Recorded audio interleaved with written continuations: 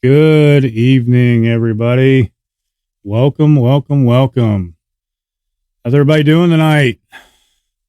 Everybody have a good day. Hope everybody had a blessed day. I am super excited tonight. Nervous as hell, super excited.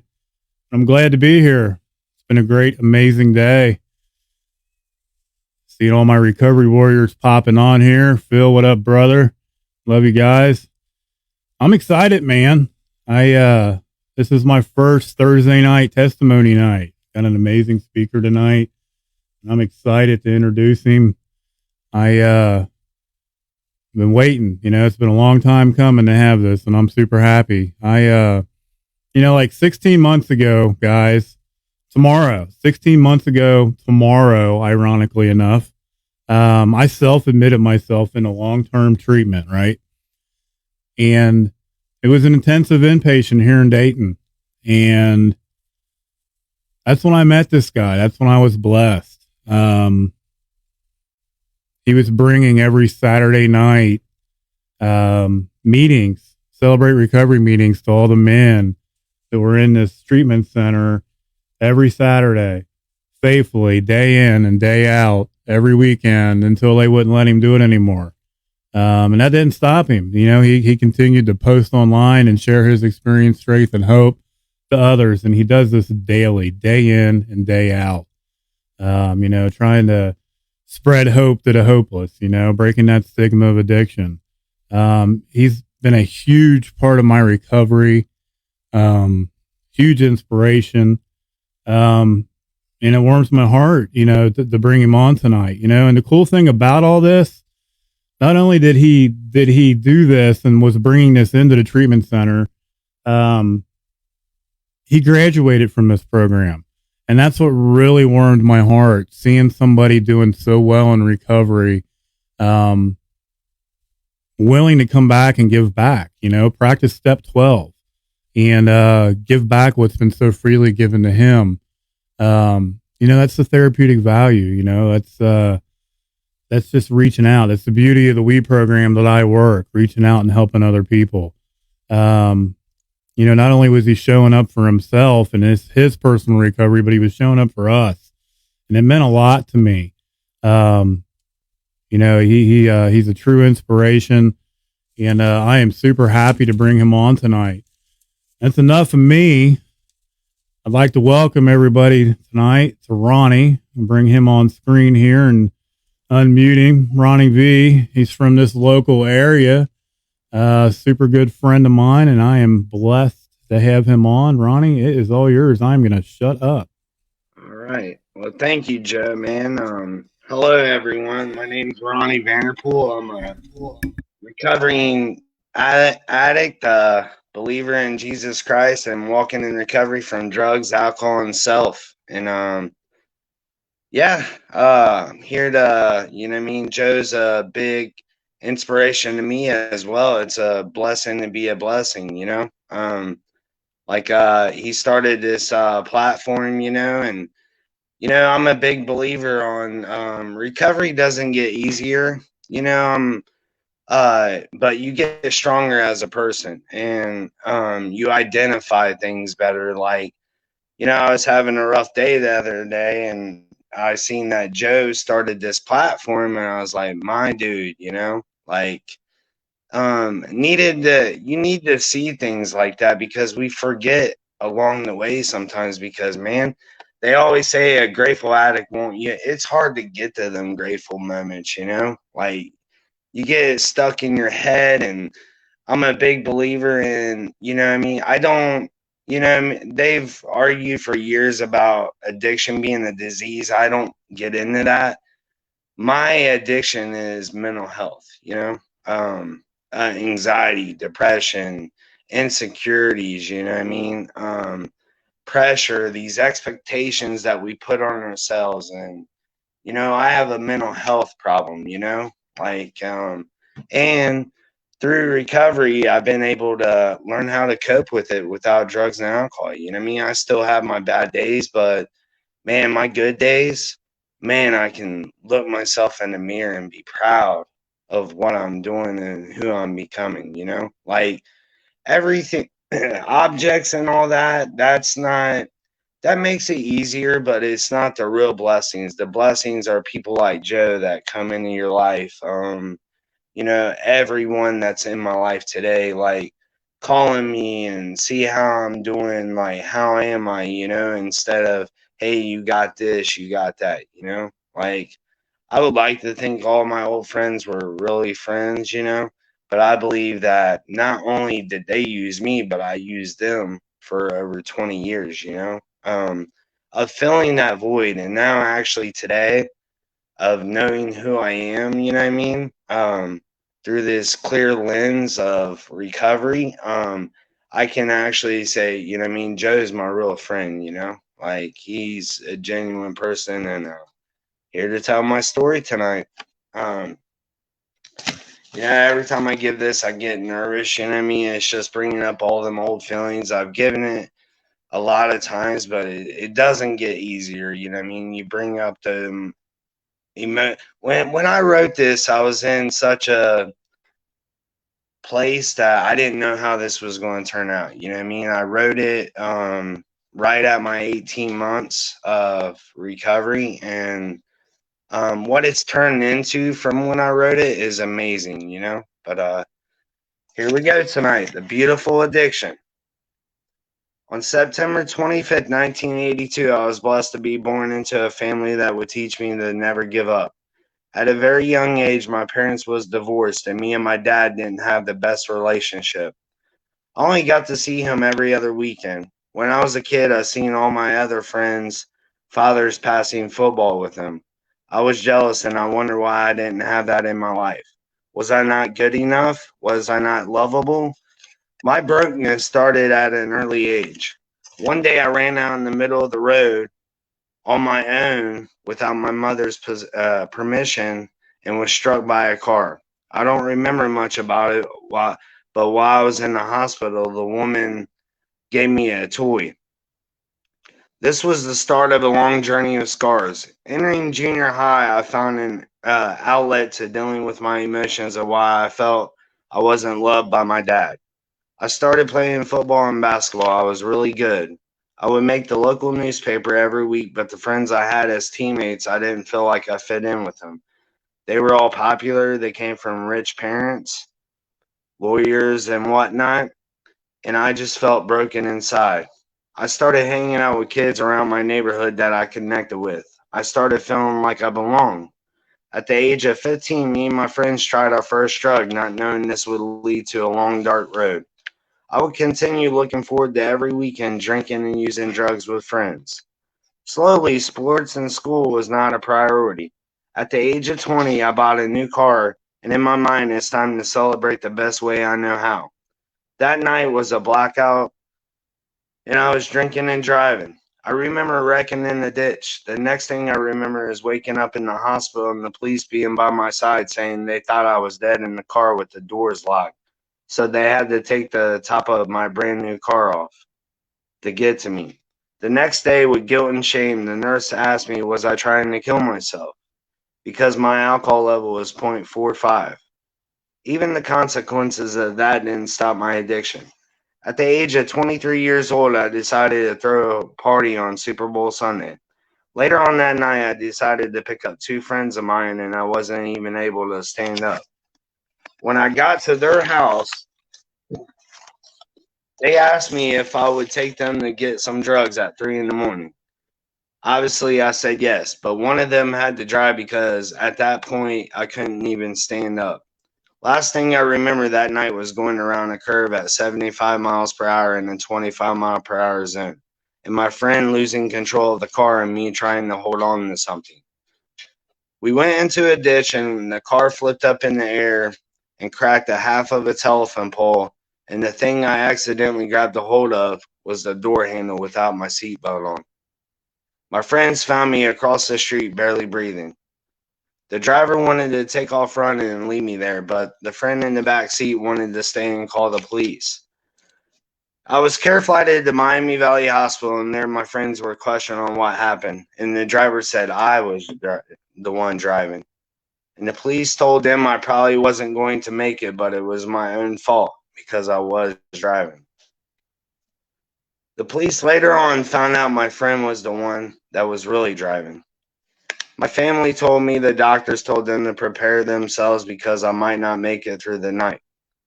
I woke up a month later, not knowing what happened, scared to death, and having nightmares every night. The doctors told me at first they didn't think I could walk. I remember the first time I tried and I did it. 2 months later, I was released from the hospital, but this is where my addiction would go somewhere I never thought it would, from recovering from injuries. 4 months later, I went to court for the friend that said blamed me for driving, and I told the judge I was the first to pick him up, and this would have never happened if I didn't. That friend has now changed his life around and is now sober. That experience had me in deep depression. A lifelong friend was going to leave me there in that field, made me feel like I wasn't good enough once again. A year later, while drinking and still in addiction, I went down the same road I have already almost lost my life to and attempted to take my own life because I didn't feel like I deserved to live through my accident. Because at that point, I didn't love myself and who I was becoming. I took my car and went as fast as I could into a tree. The next day, I woke up in the hospital once again with the police there. At that time, I didn't have God in my life, and I was lost and broken. It reminds me of verse John 4:16. And so we know and rely on the love of God has for us. God is love. Whoever lives in love lives in God and God in them. My addiction continued to get worse, feeling empty inside, not knowing where to turn. Years passed, still empty, feeling regret and shame. I was really throwing my life away. On January 2nd, 2018, this is where my awakening happens. I was tired of hurting my family, especially my mother. Addiction was something I could not defeat or come to terms with that I had a problem. Because when I was in addiction, I thought I was the only one suffering, but the families of addicts are the ones that are really suffering. I decided the only way I was going to stop my addiction and stop hurting my family was to take as many drugs as I could that I would stop breathing. My mother found me overdosed. I can't imagine everything I put her through. It led to this. They told me later on that night before they got me to the hospital, they did one last Narcan after 4 attempts. It brought me back to life. The next day, I woke up looking at my family crying. I broke their hearts. And I couldn't talk at that time. So I asked the nurse to give me a marker board. And all I could write was, I ran out of excuses. All I could write was, I'm sorry.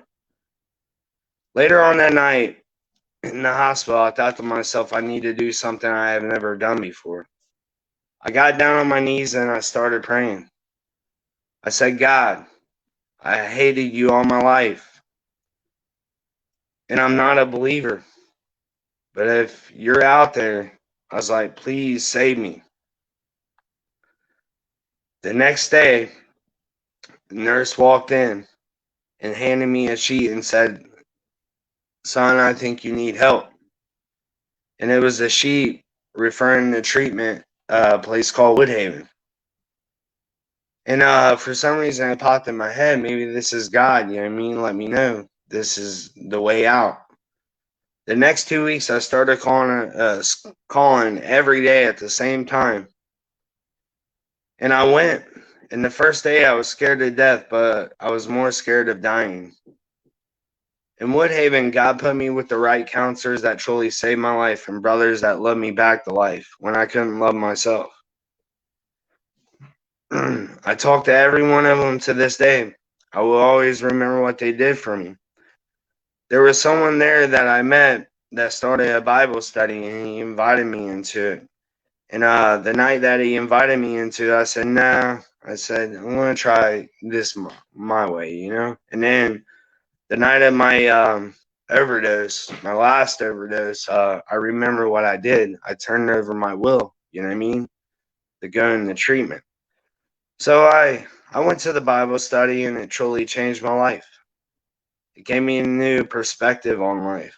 I never looked up to somebody my whole life, and I said, why not look up to God? One day, that gentleman that started that Bible study invited me to a Celebrate Recovery meeting. I never heard of CR before. I never even been in a church before. First Church of Christ in Xenia was the first church I have ever been in. Here's where the foundation of my life started. CR made me dig deep inside of why I started drinking and using. March 27, 2018, I was baptized, and it was the happiest day of my life because I felt a new kind of freedom. I started getting deep into the Bible and realized this is what I've been missing. It has everything in there. Every day was getting better. In rehab, I started overcoming my fear of talking in front of people and fear, which has always ruled my life. In Woodhaven, I entered in a talent show that they had once a month. I started overcoming my fear and talking in front of people and perform. Girls just want to have fun. I was starting to love myself, a feeling I never had before. May 1st, 2018, I graduated from Woodhaven after 101 days. I felt like a new person. The day I left, I looked out the window, and across the way was Miami Valley Hospital, where I almost died from my car accident. And I looked up and I thank God, because he gave me the strength to change. He knew I couldn't change, so he became the change in me. And he gave me a love that I never felt for myself before. I realized God, he's always been by my side. I left there and started my new journey at a second chance at life. I got to spend the holidays with my family sober, and for once having God in my life. And the first gift my family got me was a chipboard, because them chips meant the world to me early on. I still have it up in my room, and it says, every champion was once a contender that refused to give up. I never had hope like this before. After not having my license for 7 years and 5 DUIs and 25 driving under suspensions, I got them back. I wrote my hometown judge, telling him thank you for not giving up on me and sending me to prison. Because after all the trouble I had caused, he could have easily given up on me. And he wrote me back saying how proud he was of me. Getting closer to God and letting him take control of my life, it's been nothing short of a miracle. God took a hot mess like me and makes me feel worthy and shines light into my life every day. I was on probation from 2002, and I completed it 2 years ago. And my probation officer took a picture of me, and it hangs on the wall down in my city, local city building, and it says recovery is possible. And a funny story that goes along with that, the day that, in recovery, I like planning stuff out. I can't make spontaneous decisions, And I walked in there, and she said, you know what you did today? I said, what? She's like, you completed something that you haven't been able to complete in 16 years. You're getting off probation today. And my worst thought was that my mind was going to go, okay, this is a new confidence I can use now, But all the work I put into recovery, day in and day out, it paid off on this day, because as soon as I left there, I was excited about going to a meeting that night. I had planned meetings at that time, and I went to the grocery store to pick up a few groceries. I'm on the phone with my sponsor talking about how excited I was about going to a meeting that night of this new kind of freedom. And I locked the keys in my car, and it was the first time I had to call the cops. And they came, and believe it or not, the cop that showed up used to arrest me week after week. And it was my probation officer's husband at that. And he gave me the biggest hug, and he said that he was so proud of me. And at that point, I knew that God was working in my life. I needed that. Like, this is a new kind of freedom, but look, it can be taken away from you. All right, and today I got people in my life When I can't pick myself up, they pick me up when I'm feeling down. Every day I wake up and thank God for a second chance at life and to be able to start life over. Um, here in a couple month or a month, I will be able to celebrate 4 years of sobriety. Uh, Today, me and my dad have the best relationship. We talk every day. And I celebrate every day that I'm sober with my family and my loved ones and my friends. One person that means the world to me that never gave up on me was my mother. Mom, I love you so much. And you know, getting out of Woodhaven and the first time I gave my testimony was at 18 months, and but trials came with that. Like um after my first year I was feeling that loneliness. Um didn't have a girlfriend, and I wanted to stay chasing God. And, I thought, hey, I'm sober. Why can't I be in a relationship? Um, and I got in an unhealthy relationship because I knew that she wasn't the one for me. I was chasing the wrong things, and she was using here and there, and I was headed for a relapse. My first sponsor, went back out. I was going down this long dark road of chasing the wrong thing. You know what I mean? I was feeling that void inside of me because a year wasn't enough for me to be able to love myself. And I wanted that instant gratification. Well, instead of relapsing, I decided to go to church one day and rededicate my life. And I told the Lord during that prayer, I said, Lord, I gave you my sobriety, but I'm ready to give all of me to you, not just my sobriety. I'm a big believer on sobriety. The only way you're able to keep it is if you change of everything that you are. Um, Not just wanting to use, but your old bad behaviors. So I said a prayer at that time. I said, Lord, I said, whoever you have for me when it is your time, I was like, watch over until I get there. And from that point on, I went strong in my recovery. I stayed single. There was a lot of lonely nights, you know what I mean? But I needed those lonely nights to reflect on who I was, to be able to sit with my feelings. And 2 weeks later, after I said that prayer, I went to a new CR in Dayton. I never branched out like that, but it was time to get uncomfortable because I knew getting uncomfortable made me grow.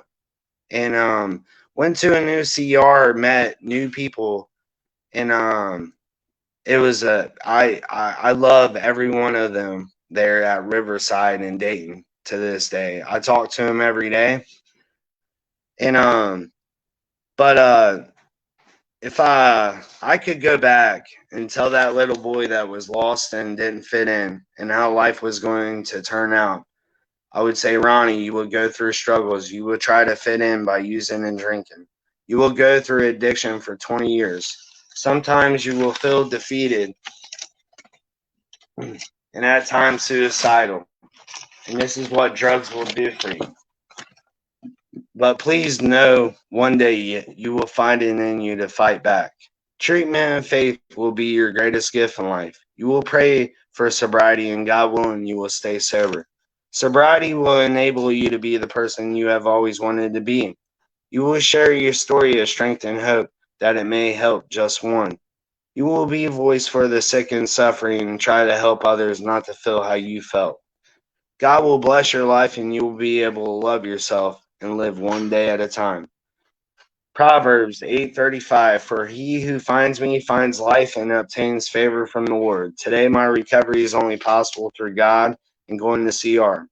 All my life I was not scared of dying, but I was scared of wanting to die while still alive. Today I love myself. I still struggle with depression and anxiety, but I'm able to cope with it in a healthy way. I never want anybody to feel like there's no hope. God has blessed me to be able to give back, and by going to the rehab where I graduated from and, sharing my story. and taking brothers to CR meetings or whatever meetings. And I like to talk about the last part from the heart spontaneously. The past couple years, I was able to, God led me to be able to baptize over 25 guys, from Woodhaven. And, getting guys in the treatment and stuff like that. I've helped out like probably I'd say about 60 or 70 guys getting in the treatment, and all it took was I don't have the knowledge for it, but I believe that God has given me the guidance and direction and the wisdom to be able to do that. Now, when I was talking about getting in the relationship after my first year, some amazing things have happened this past year. One of the girls that was at that meeting, at the Celebrate Recovery meeting, she, I was a big advocate on working with the same gender, because I knew myself, like the temptation and all that. Like, I stayed away from working with females in recovery. Well, somehow it got intertwined, and I started working with a girl that was really strong in her program when I went to Riverside in Dayton after my 1 year. And me and her worked well together. Like, we kept boundaries with each other. We were just strictly friends about our program. We were like big believers in God. And um what happened was, like, she would be the person with the, like, finding outlets to like treatment centers and stuff like that, because my ADHD doesn't help me focus or allow me to focus on like looking up information and stuff like that. But I'm able to, my strength is able to talk to guys and relate to what they're talking about. You know what I mean? If they are in addiction. So me and her worked well together. Like, it was like a match made in heaven. We got so many guys help, anybody that needed help at that time. And well, about almost 8 months ago, me and her did a lot in the recovery community, and we was always doing for everybody else. But we decided, why not go out as friends, just go putt putt and take a night off of recovery, of giving back. And we did. But after that, after I dropped her off, I felt different inside. I was like, what is this? I never felt these thoughts about her, and right before that night that we went out, we started doing a 365 daily devotion or nightly devotion with each other through Celebrate Recovery. And we started praying with each other. Well, a couple nights after, it came out in our devotion. I couldn't keep it inside. It was like something was pulling at me to tell her how I felt, even though thinking in my mind that this could change things between us, because we've always kept up boundaries. And I told her how I felt, and pretty much, she said, "Shut up, Ronnie. I feel the same." And God has blessed us. We've been in a relationship almost 8 months now. It's the first healthy relationship of my entire life. I can honestly say I don't need her, but I want her, I'm not filling that void today. And, when I was 18, I was, I got a girl pregnant, and her parents made her get an abortion, which really tore me up inside. I was going to be a father that I never had in my life. You know what I mean? I was going to be that person I needed. And she got an abortion, but when I was in my car accident, they told me I had so much trauma to my brain and everything else that I might not be able to have kids ever, But this is where God has blessed me also. my girlfriend today has two beautiful daughters, you know what I mean? And um, I'm trying to be that role model for them and trying to be the person that I never, I guess, had a chance to be, And it's like I really have a family of my own now, you know what I mean? And that touches my heart. Like the blessings aren't the money, the blessings aren't um, anything object wise. The blessings are the people that come into your life on this journey. And this girl helped me out so much. Last year was the biggest test of my entire life. My grandmother passed. And my grandmother, before I went into treatment, she got diagnosed with Alzheimer's and I didn't get to see her. And my grandma never got to see me sober. Um, and last Christmas she passed away. And any other grieving time like this is where Celebrate Recovery helped me out the most because I was able to grieve the right way, Like CR is about not just about using or drinking or stop using and drinking, but it helps you deal with life situations, it helps behind the using and drinking, why you use and drink. And God gave me the strength to be able to be there for every one of my family members, during my grandmother's passing. And usually I would have dwelled on that, you know what I mean? I would have been like, poor me, I lost my grandmother, And now being close to God, I was able to feel my grandmother's spirit, And I stood up and I was the person that God intended me to be, I was comforting family members during that time instead of being in my own feelings. And, my girlfriend at that time, we were just friends, but she sent flowers to my grandmother's funeral, and that just touched my heart that, and all them things that, of being there and comfort and listening to me vent, that's a huge one in recovery. And even though that my grandmother wasn't able to see me sober, with having God in my life, I feel it every day, and it's a blessing to be able to give my testimony right before Christmas, you know what I mean? Because this time last year, it was a rough road, I didn't think I was going to make it.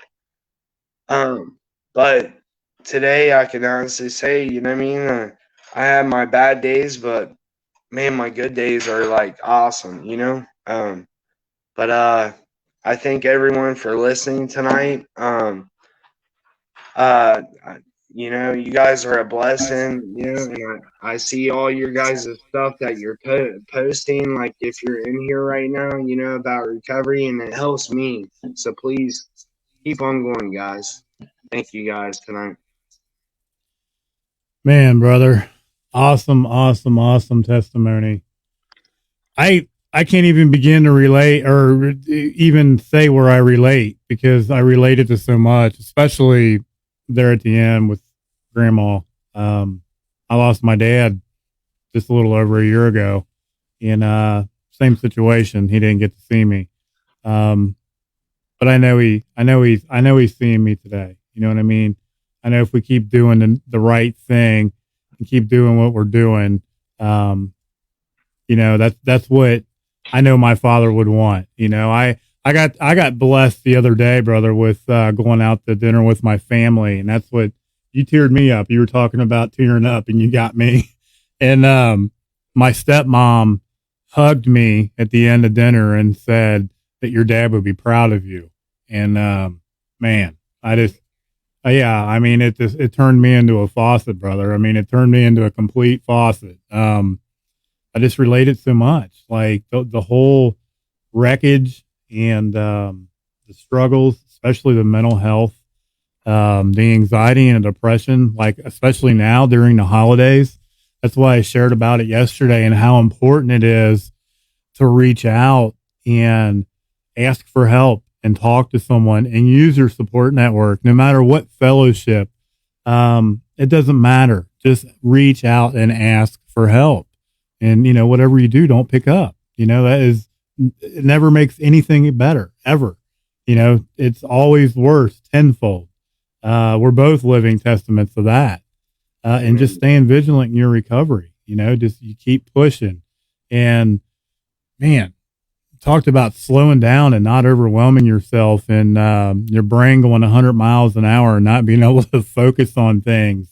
And I think at one point when you were talking about, where your girlfriend has her strengths and your weaknesses and you guys work together, like I related to that whole relationship scenario because that's where I'm at in my recovery too. Very, very similar.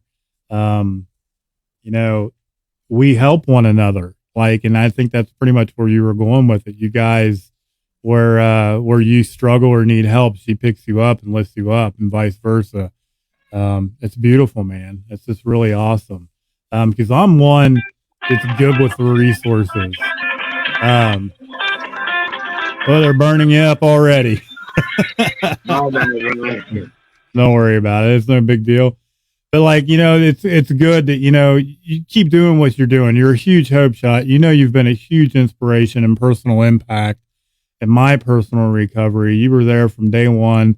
You're still there now. You're still reaching out and sharing your experience, strength, and hope with other people. It's sharing hope to the hopeless. That's what it's all about. Because we were both at that point in our lives where I had become, I was contemplating suicide myself. I didn't want to be here anymore. I didn't want to live, especially during the holidays and not having two nickels to rub together and living on the streets. It was miserable. It was a miserable point in my life. And it's just so relatable, man. You were saying so many things that I was relating to. I lost track of them. And that's what 20 plus years of drug addiction does to my brain. I'm forgetful. I forget things, man. It's awesome. I'm go ahead. Yeah, man, Joe. I mean, you're helping me. I mean, this is, giving back. Like I touched on, the biggest thing in my recovery was, I started seeing trends. You know what I mean? I was like a true follower of the world. And I started seeing like guys recovering from addiction, and the one common denominator that they had was having God in their life. Like I never grew up in the church. And for me, I have to see things to believe in them. And I took that leap of faith. You know what I mean? And because my family's never been like believers in God, and you know what I mean, and I did that. I took that step and leap of faith, and it's helped me out so much. You know what I mean? Like being able to lead guys to get baptized and seeing guys like recover, and understanding the knowledge that I have on recovery today is amazing because I am the most simple guy ever. You know what I mean? All I do is take my story and share it to others. You know what I mean? And that's all you need to do. Like you're gonna touch the people that what I mean God intended you to inspire. He works in but I am not that perfect Christian. You know what I mean? I still have flaws today. I still chase money sometimes. I still um yeah, that's why I work on myself every day. And then, Joe, you were talking about, my girlfriend having the strengths that I don't. She she just celebrated her anniversary.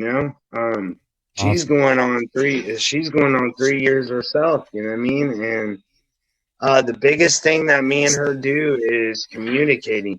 But it took a lot of work to get her, but it was worth it. It took 39 months of lonely nights, being in my head, and all that. It took 39 months, but I'll tell you what, I would spend probably 80 months if I had that as a reward. You know what I mean? like to get Right. there. And it took that long to be able to learn to love myself and not. I've always needed somebody by my side, you know, but I needed to be by myself to reflect on myself and learn how to love myself because some days it just doesn't feel good being me, you know. And the tools that recovery gives you like gratitude list. Tim Brown in Woodhaven, he always said, bust out the gratitude list. And that taught my mind to learn how to, you know what I mean, work through those bad days. You know, good days will be there, but yeah, Joe, I mean, you're keeping me going during this holiday season, man. It's a lot of stress. It's you know, because you reach a certain point in your recovery where a lot of people put expectations on you. You know what I mean? Like, you're supposed to stay sober. You're supposed to get a lot of gifts to people. You know, you have your life together and all that. You know, I'm going through a transformation right now. That all that matters is if I don't put expectations on myself. You know, just live one day at a time, one thing at a time. And yeah. So I appreciate you, Joe, having me on here tonight. I appreciate you being here. Yeah, it's that whole nothing changes if nothing changes, and I've literally had to change everything, all aspects of my life, and just slow myself down, like you said. Try to stay in the moment, not worry about the woulda, coulda, shoulda. You know, try to stay focused on today, right now. That's what I can. You know, I struggle with control. I have control issues, and I want when I want it because I'm an addict, and I have to remind myself daily, like you said, to slow myself down and just focus on what's ahead right now, what's in front of me right now, because I can't change 20 minutes ago and I can't change 20 minutes from now. So why not just take the opportunity to work on me right now, what's going on with me, and just setting those healthy boundaries and trying to stick to them to the best of my ability. Like you said, remaining teachable because I don't know it all, nor will I ever know it all. I still get nervous when I do things like this um, because I'm staying vigilant. You know, I'm trying to push myself daily and reach out and practice step 12. And, you know, I don't care if there's 10 people watching or I don't, you know, if there's 100 people watching. If I reach one person that needs to hear your story, needs to hear my story, whoever is on here, that's a win for me. You know, that's what it's all about for me. It's not about numbers. It's not about money, this, that, profit, anything like that. You know, it's about saving lives. That's what's important to me personally. And that's why I do what I do. This is something that I would have never seen myself personally doing almost a year and a half ago, 16 months ago. I mean, who would have ever thought, you know? Tim Brown also said to give yourself a break and quit pumping quarters in that ass kicking machine that I use all the time here in Dayton, and give yourself a break. That is a Tim Brown famous quote. And he is big on gratitude and positive affirmations because I'm sure each and every one of us that's listening right now struggle with some form of mental health struggle. Whether it's, you know, I struggled with anxiety and depression, and I was a master isolator. I would isolate to the point to where family was looking in obituaries for me. You know, so I relate, man. I really appreciate you sharing tonight. It's the first time I've got to hear your whole story and what your struggles you went through, just like getting your license in that back, man. That's amazing. That is like hope shot right there. That's awesome. Yeah, man. After wrecking like four brand new cars, and man, they were ready to be done with me. And but you know, and you know, today I don't have to knock on wood. Um, I can honestly say I haven't since I've been sober. I haven't been followed by the cops this whole time, and there's a reason because I'm living the right way. I'm not. You know, I tell you what, a big transformation. It might seem little, but my first Thanksgiving after I got out of treatment, I went to the grocery store that day, and it was so busy, and I had to walk a mile from where I parked into the store, right?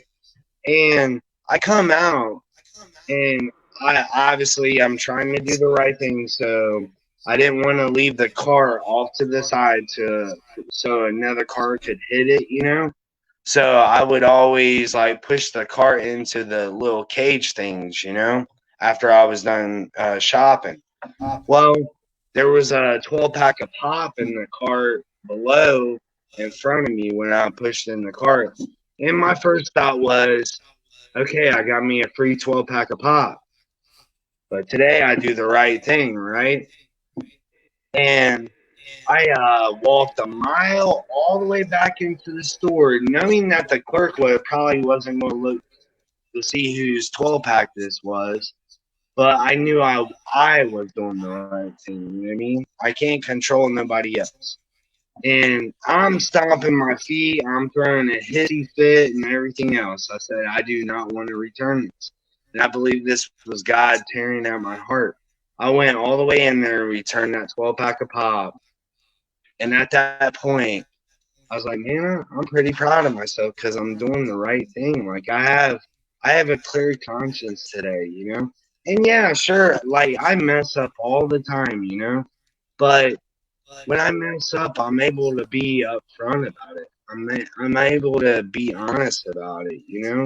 And I have amazing people in my life today that will call me out on my stuff, you know? Like, hey, you're getting carried away with money, and I mean like chasing the wrong things and like, hey, I'm worried about the road that you're taking down this, you know, and because I easily get caught up in the money, I easily get caught up on working all the time, all the wrong things, man, and that's how my defective mind works. But I'm able. God has put people in my life that keep me grounded today. And I get cocky, I get prideful. Pride is a big issue for me. And Joe was talking about control issues.